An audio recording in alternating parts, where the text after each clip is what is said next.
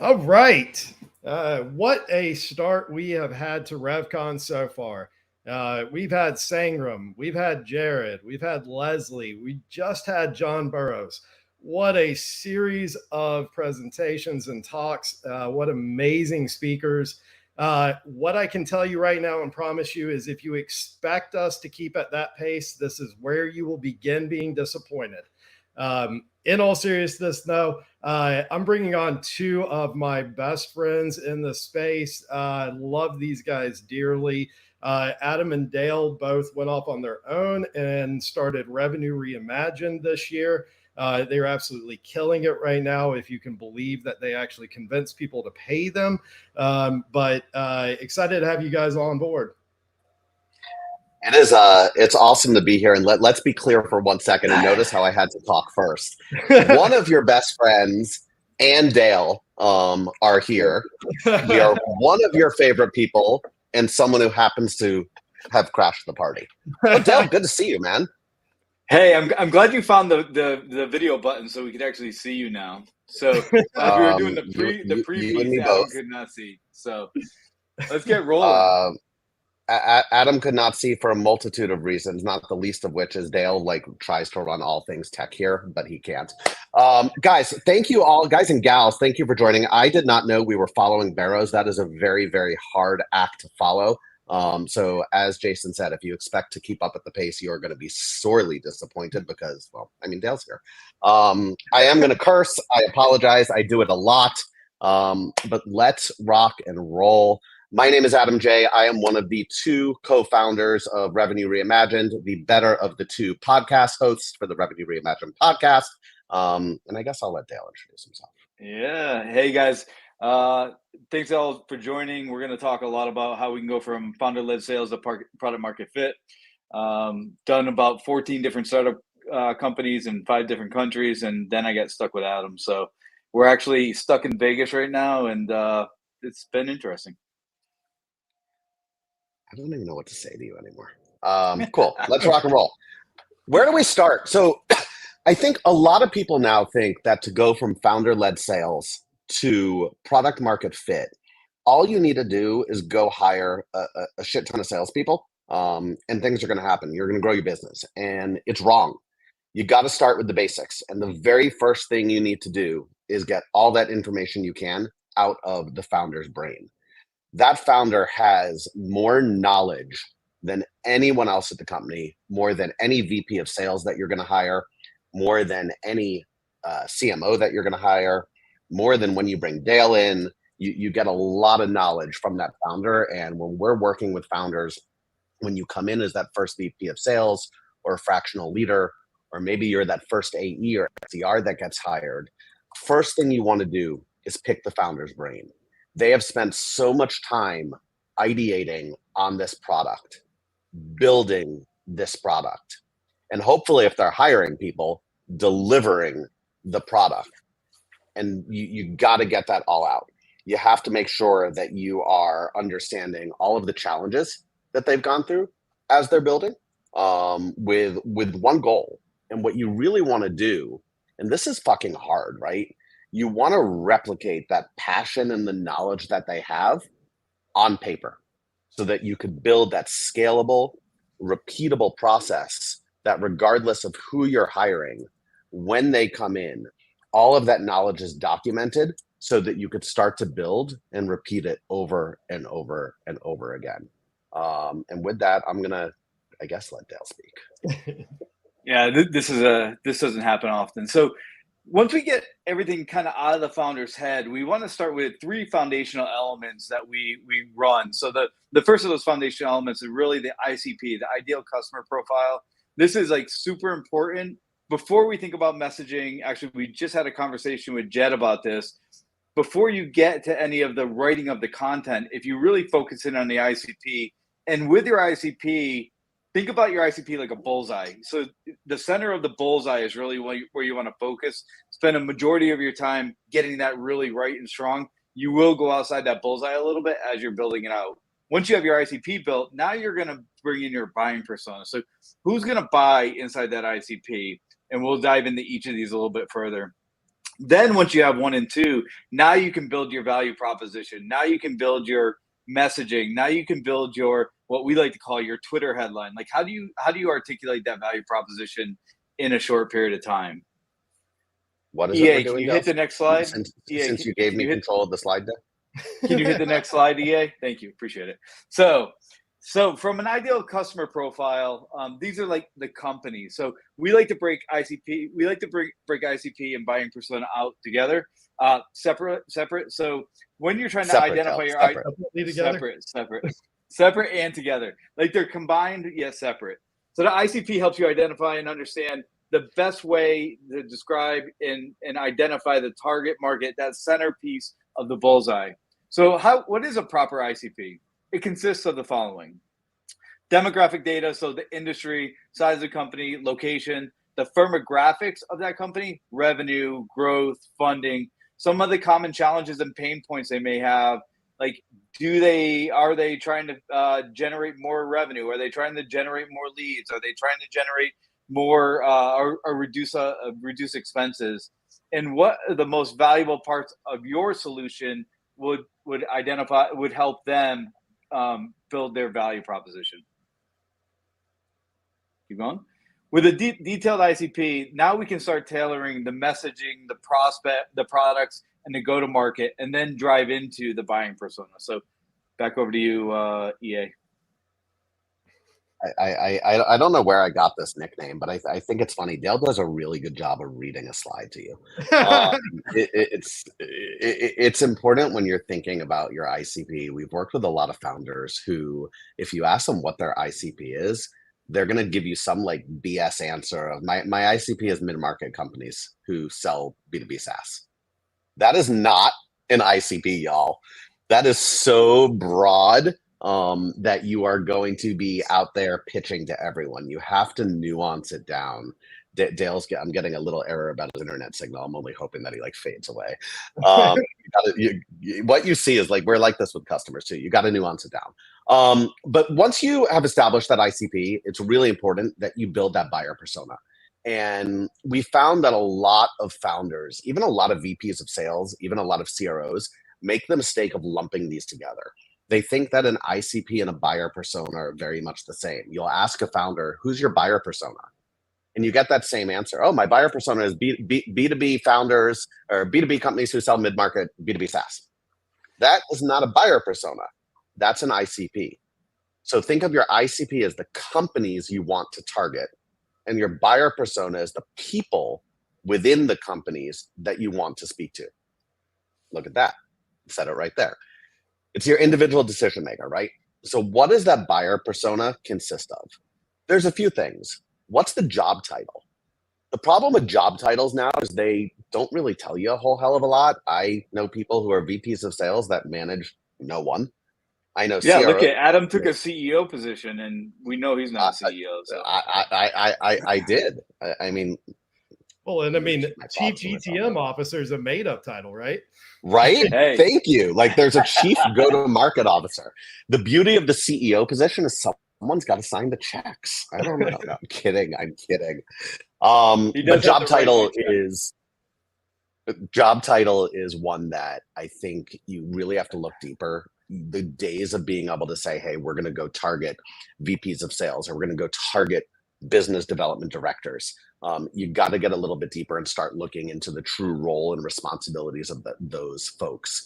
I was working with a client last week who wanted to throw a bunch of VPs of sales into a sequence, and digging deeper into ZoomInfo and LinkedIn profiles and company size and really looking at that data.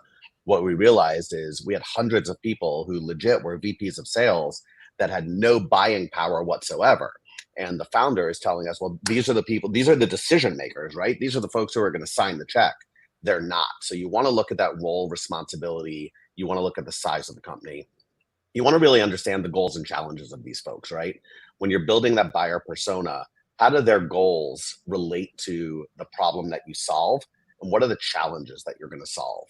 And Dale will talk about this, if he gets it right, a little bit with value proposition, that if you're not tying it to deep needs and really understanding the pain points, nothing else is going to matter. What's their buying process? as you're building out that buyer persona, what's their buying process, what's their concerns, and really make sure that your content resonates deeply with the person that you're speaking to. If you're sending Dale an email, you want to make sure to talk about like those administrative tasks and shit. If you're talking to Jason, you actually want to talk about like, hey, like we can really help solve problems for your true business. And then make sure you're crafting custom messages. I think a lot of folks look at bumping the entire C-level into one group, or all VPs of sales have the same problems. I will tell you, when I had my, and I'm going to give the pun away before Dale could say it, when I had my made up CRO title, I would get so many emails that were like, hey, Adam, because you're the CRO of X, you must suffer with Y, and we could solve your problem with Z. Just because you're a VP of sales or a CRO or Jason, a COO, doesn't mean that your problems are identical. Do your research. Awesome. So now that we have wasn't it? Yeah, you do have your moments of glory. Like there are small pieces of them. So I have to give you flowers. And so I think, said another way, a broken watch does tell the right time twice a day. I love that Jason's on like both sides of this. So you should see the text message he's sending. You should see the text he's sending me when you're talking. Cool. Now that we've kind of established that ICP and buying persona, and as Adam was talking about a little bit, when we look at buying personas, you actually may have to click into their LinkedIn profile, really understand what's happening with that person, what their skill sets are, how they actually, what their problems may be. So what we're going to do, if Adam can figure out how to use Google Slides, is talk about the value proposition in more detail. We have the ICP, we have the buying persona. We like to figure out how to generate a value proposition, the problem statement that you're delivering for, in under 240 characters. So think about it: Twitter headline, X headline, which kind of sounds, now that we're in Vegas, a little bit exotic. Yeah, you would know better than anyone. So the value proposition, and focus it on the customer. Lead with value and benefit. Don't just give like some kind of random function feature. We have the best X widget. We have the best Y thing. Make sure it's about the customer. Make sure you're generating that value proposition as you're generating the messages that you're going to put out to the market, and use all the data that you have. I see so many people building messages, but not using all of the value. I read 3, 4, 5 different messages from salespeople, and I'm like, but it has nothing to do with the customer and the value that you're delivering back to the buying persona, back to the ICP. So tie them all together at the high level. And then once Dale's done reading the messages he's written that have that problem, I then take them over and rewrite them. I'm kidding. Those are the 3 biggest takeaways for transitioning from founder-led sales to kind of product market fit. There's one that isn't in here, and it's not on the key takeaway slide, that I just want to touch on for a second, because Dale knows I got to throw an audible. When it comes to product, you got to get product feedback, right? And I think that a lot of people think that this is only the founder's job, or only support's job. But regardless of your role, one of the most important things you could do to make this transition is spend time talking to your customers, understanding why they purchased. And when I say customers, I'm not talking like your friends who decided to buy from you. I'm talking real customers, understanding why they bought from you. But more importantly, also reach out to folks in that closed loss bucket who haven't purchased, and understand why they decided not to make a purchase, and iterate on that feedback. I love founders dearly. They pay our bills, but a lot of founders believe that they are selling the Taj Mahal, and that they have the best product out there, and there's nothing wrong with it, and it's worth XYZ amount of money. Sometimes it takes that unbiased person to come in and look at things from an approach of, listen, I'm here to help you grow this, and I didn't build this. Whether you're an AE, an SDR, a CEO, a CRO, an executive assistant like Dale, it doesn't matter what you are. Ask for that feedback and bring that feedback to your founder, and help shape the direction of the product to make that transition. Because without product market fit, it doesn't matter how many people you hire. It doesn't matter what your messaging is. Nothing matters because you are literally throwing something out there that isn't sticking at all. Anything you want to add, Dale?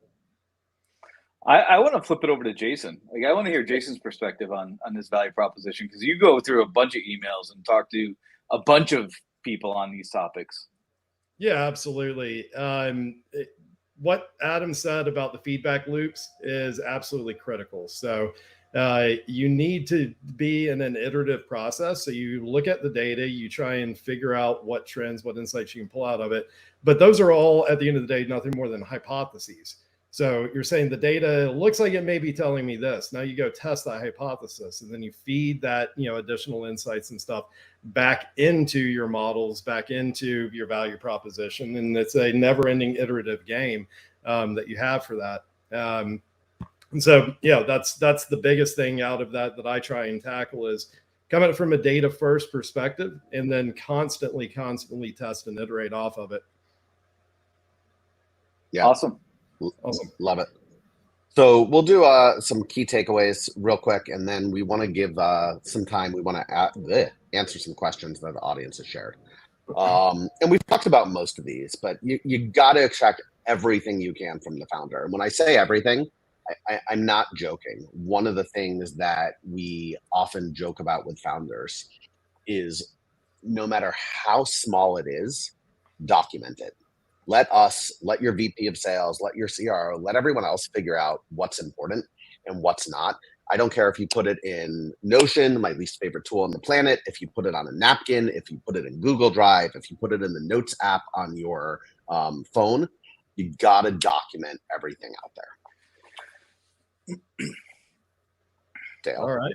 This is where you speak. Next bullet. It's been the Adam show here, so I love how you were you're building these all out. I think the biggest part that I've seen challenges with founders when we go through some of our analysis is a couple of things. One is they think they have it all documented, they think they have it all right, and a majority of the time they have it right for the friends and families they've been pitching to, but the friends and families don't always translate into outbound, inbound, etc. So even if they have it documented, let's test it. Let's make sure it's working. Let's make sure that we're iterating through the process, testing and going through that process, and stop telling people, as Adam tries to tell me, that he's right all the time and he's really not, and really deriving that value proposition.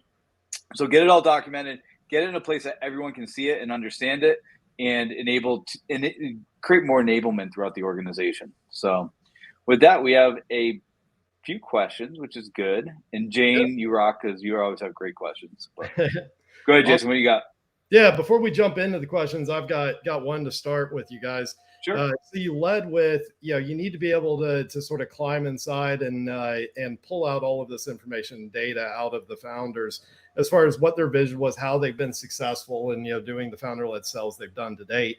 As two examples of founders, I hope everybody can see what a truly terrifying proposition that is, and how Herculean that might be to actually be able to pull this out in some sort of an organized, cohesive manner.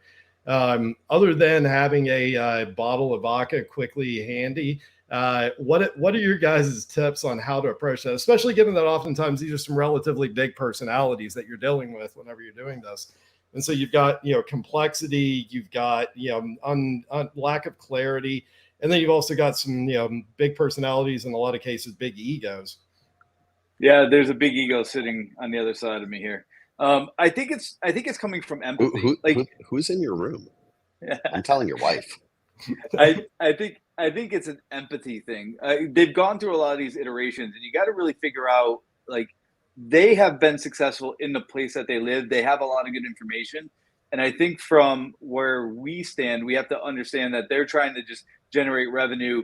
We really need to figure out where they stand. How much runway do they have? Can they execute? What's the expectation? So I think between empathy and expectations, you can get to a middle ground and really get to the right place that you need to execute with the founder. Yeah, I'll piggyback off that. I think, the empathy is critical. The other part is you got to come with data, right? Typically founders, especially if you're suggesting something different, advising them to change course. The data is going to be really important. A lot of founders that we work with are technical founders, right? So they don't necessarily have that sales piece, but being technical founders, they are very focused on the data side of the house, and they want to see that you are coming through. I don't want to say without emotion, because I think the emotion is actually really important. Most founders that I've worked with actually want to see that you have that passion and that drive, and you believe in the product as much as they do. But you got to come in with data to back up suggested changes that you're making.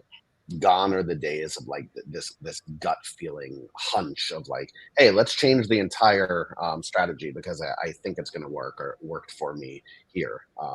So bring data to it, and then, as Dale said, right, rare thing. Empathy is important. What you guys don't realize is like, and I'm going to pivot for 1 second, Jason. Sorry. What you see here.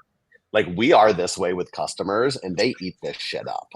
This is like, everyone's like, oh, it's an act on the podcast. Like, this is generally how we are with one another. And then typically one of us goes and cries and gets her feelings hurt. Yes, it's not me. No, never get my feelings hurt. Go ahead, Dill. Never get my feelings hurt. But let's get to some of these questions feelings. So make sure we can answer them. Yeah. So we've got one. We've got one from Jane here. She's asking, how do you handle horizontal products clients? So something like a Zapier or an Airtable, where, she's basically calling BS on these wide type ICP personas. Because, in all seriousness, there are products that fall into extremely, extremely wide ICP persona use cases versus others that are kind of more narrow. And, frankly, my experience in working both sides of those equations, I find these broad-based ones to be the most challenging ones. A much more narrow use case, niche, ICP, and persona typically is much easier to execute against. So for you guys, like, what do you do? How do you tackle that, width and breadth of the market that you've got? I don't think you can go width and breadth, especially if you're going, like, let's say you're a Series A company, and that's where, like, Adam and I work a lot, is in the Series A world. If you're going, there's a couple of things. One is you don't have enough marketing budget to like blanket everything and make sure they understand how you're doing it. So you got to back to that bullseye. I always think about it in a bullseye perspective. Like, what's the ultimate ICP that you're generating? Who's going to really benefit the most from the value of your product? And if you get that super right, then I think you can start expanding out. You have to just be careful because you have a runway. You need money. So is it that you go outside your ICP, and how far do you go outside your ICP? So a good framework for this as well, if you don't like the bullseye analogy, is Lindsay from Go-to-Market Partners. So I think I saw her in this group. She does like a scoring mechanism. So pluses and minuses, depending on how far away you are from your ICP. So as a startup, if you're in the Series A, I would really focus on like getting one part of the market right. And then once you get that right, you can start expanding out and go to the outer edges of that bullseye. I am going to say something that I don't say a lot. I completely agree. This thought of the market is wide and just go out there and blast the same message to everyone and it's going to work doesn't work. Listen, there are great products, and Jason, you named several of them, that can be used almost everywhere, right? But that messaging is still different depending on who you're speaking to. Having this one sequence or this one call script or this one demo that is broad and wide, and we make this assumption that, hey, I built this great fucking product and it's going to work for everyone and everyone's just going to come running because it's universal, isn't true. You still have to dumb it down by that ICP, by that individual buyer persona, and tailor that messaging just as if you have a very narrow product. Zapier, however you pronounce it, is the perfect example. The way that I might use that is very different than the way a CTO is. And you have to change that messaging. Yeah, and Dale, I agree with you. Yeah. I'll add one piece to it. So, what I was talking about with these being some of the most challenging, I've been through Reforge a couple of times, which is a growth course, and they spend a lot of time speaking about exactly these types of companies, in some cases, exactly these companies in case studies. And the cautionary tale is each one of these companies had a point where they almost collapsed under their own weight because they tried to go too wide. They tried to do too many things at once, and they learned these lessons the hard way. And so figuring out how to employ and do those growth loops to be able to scale and then be able to segue those into your next target and your next priority is absolutely critical to be able to execute against this. Cool. So we've got one from Fan. I think, yeah, to me at least, this one piggybacks on or is, a little bit more detailed or nuanced of what just went through. But what if you have multiple products and fit multiple ICPs or maybe different buyer personas? What do you recommend to isolate those relative to, really those three different levers or mixes in there? Yeah, let me, I think when we look at this, we have to look at how much runway you have, what revenue, like how much revenue each of these things are bringing, and what the value proposition is associated with the buying persona and the ICP. If you just start blanketing a lot of things, you're not going to get to the place of getting the value proposition. Like if you have such a wide or multiple products, in my opinion, you have to kind of pick a horse and go with it and test it out for a little while and make sure that you're generating enough revenue on that process, on that execution, because we have limited resource, especially in the founder and Series A type world. You have to try to pick a horse and go with it. If you're trying to be everything to everybody, you're just going to collapse under your weight and you're going to run out of runway.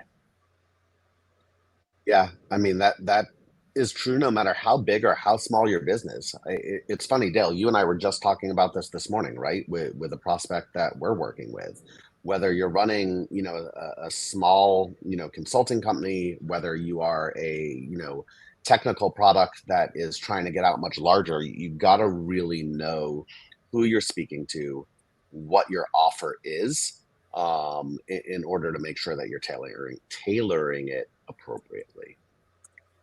Yeah, and I would say one thing to add to that, and it's a common mistake I see way too often. When you make that choice as far as what your focus is going to be, have some staying power there. Don't get ADD and say like, oh crap, it's been 1 month and we didn't see things take off. Now let's go over here.